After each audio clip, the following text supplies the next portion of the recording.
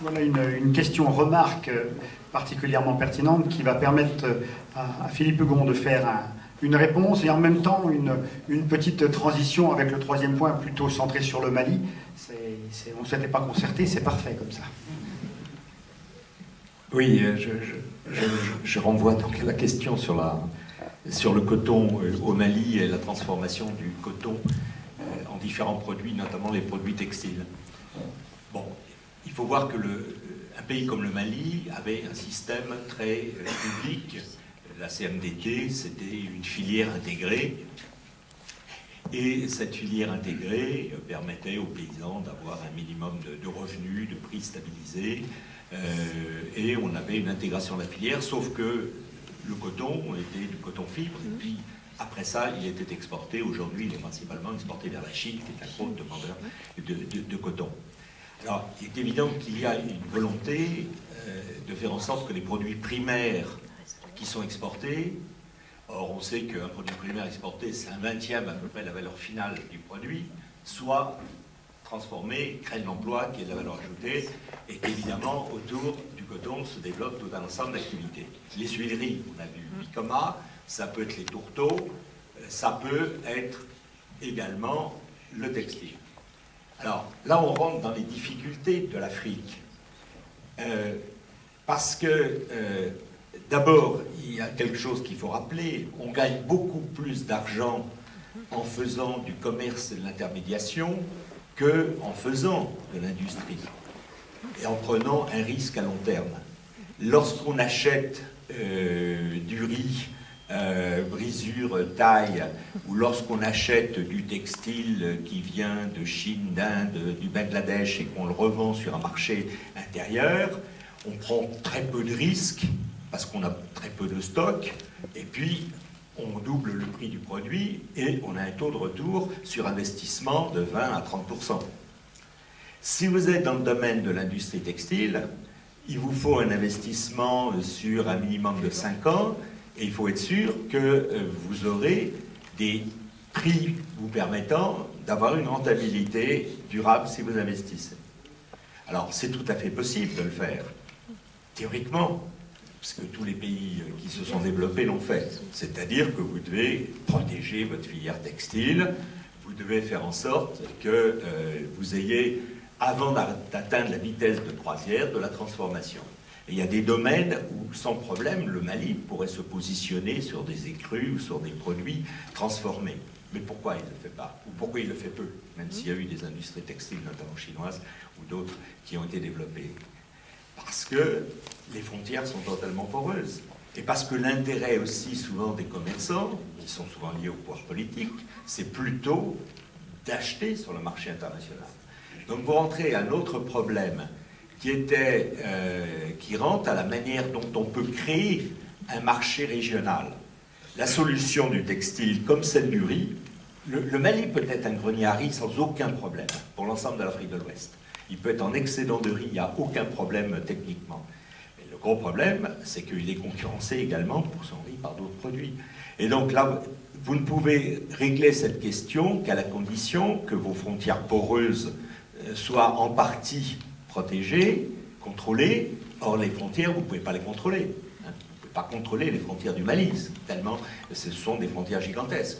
Et donc, même si vous avez une industrie textile protégée dans un pays, c'est pour ça que le socialisme ne va pas marcher, eh bien vous aurez un pays qui va être une zone de libre-échange, qui va entrer, et par les réseaux de commerce très efficaces, ça va se diffuser à l'intérieur.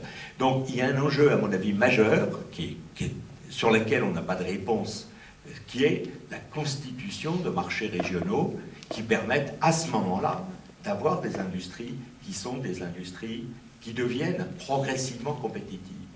Mais ça suppose des marchés régionaux. Ça suppose donc des coordinations de politique économique. Or, jusqu'à présent, moi je peux vous dire, dans le coton, j'ai beaucoup négocié la question du coton malien avec la Banque mondiale et contre la Banque mondiale.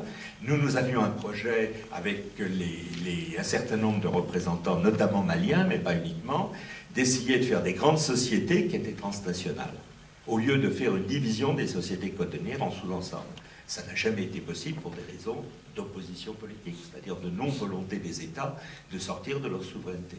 Et donc, je prends cet exemple parce que c'est, à mon avis, un déblocage très important actuellement du processus d'industrialisation et de mise en place de la valeur ajoutée dans un espace. Pour l'instant, l'Afrique est fortement intégrée dans le marché mondial, mais elle s'intègre par des réseaux de commerce, par des réseaux de finances, beaucoup plus qu'elle ne s'intègre par de la valeur ajoutée et de la transformation locale. Ce sont des micro-marchés en termes de possibilités de réaliser une industrie textile. Je connais très bien Aminata Traoré, je sais qu'elle développe l'idée d'un coton qui est à la fois un coton équitable et de la transformation de haut luxe. Il y a des créneaux qui existent et réalisés au Mali, mais on n'est pas dans des industries telles que le coton malien pourrait, comme le coton burkinabé, donner lieu à des industries textiles. Or, techniquement, c'est tout à fait possible. La spécificité malienne, d'un point de vue plus personnel, presque plus intime. Voilà quelques années, quand ma compagne, qui la pauvre est devenue depuis lors mon épouse, a souhaité découvrir l'Afrique, elle qui ne connaissait pas l'Afrique subsaharienne, je confesse que j'hésitais entre deux destinations, le Burkina Faso et le Mali. J'ai choisi le Mali, d'une manière un peu intuitive comme ça, et je me suis jamais posé jusqu'alors la question de savoir pourquoi le Mali. En fait, je viens de réfléchir en vous écoutant les uns et les autres, et je me suis aperçu d'un phénomène assez simple.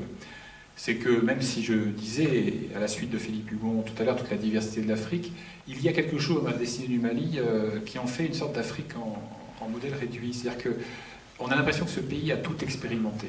Si je reprends la phase historique, on a donc expérimenté la fameuse indépendance octroyée dont on parlait tout à l'heure, une version régionale d'un rêve panafricain qui a tourné court, on a expérimenté la chimère afro-marxiste version chinoise, on a expérimenté, et à quel prix, la dictature militaire, le retour à une forme de vie démocratique, multipartisme, l'alternance assumée. On a retrouvé le rêve panafricain avec le rôle joué par Alpha Oumar Konaré comme président de la commission de l'Union africaine. Et puis on trouve aujourd'hui le Mali comme un des pays qui apparaît, au moins dans sa frange nord, comme vulnérable à ces périls de la zone grise saharo-sahélienne avec le terrorisme islamiste d'AQMI, donc Al-Qaïda au Maghreb islamique. Et j'ajoute, habile transition, dira mon voisin de gauche, je l'espère, le rôle des femmes. Philippe Hugon l'évoquait tout à l'heure, il y a la personnalité presque écrasante parfois d'Aminata Traoré, mais c'est pas la seule. Après tout, l'épouse de Konaré apporte une contribution éminente au débat.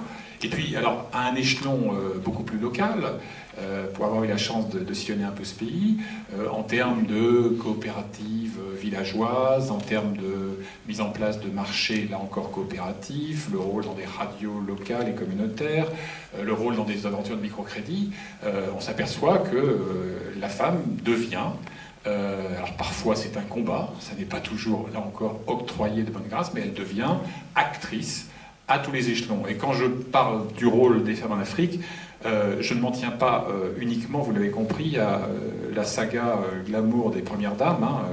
Ralliez-vous au panache roux, au burn blond vénitien selon les jours de Chantal Biard, aux fondations de Viviane Wade, etc. Non, moi je regarde depuis un certain nombre d'années la façon dont les femmes, par le jeu associatif, par le jeu politique local, et encore une fois, ça n'est jamais facile, deviennent véritablement des actrices au-delà du rôle qui leur était concédé, délégué, confié au sein du foyer pour l'éducation, l'école, la marmite, etc. Donc je crois qu'il y a là quelque chose qui se joue, et je pense que, de cette manière, le Mali est un très intéressant laboratoire, parce que selon que le Mali réussit ces métamorphoses-là ou qu'il n'y réussit pas, je crois qu'on a une indication de ce qui peut advenir dans d'autres pays, en tout cas de la sous-région.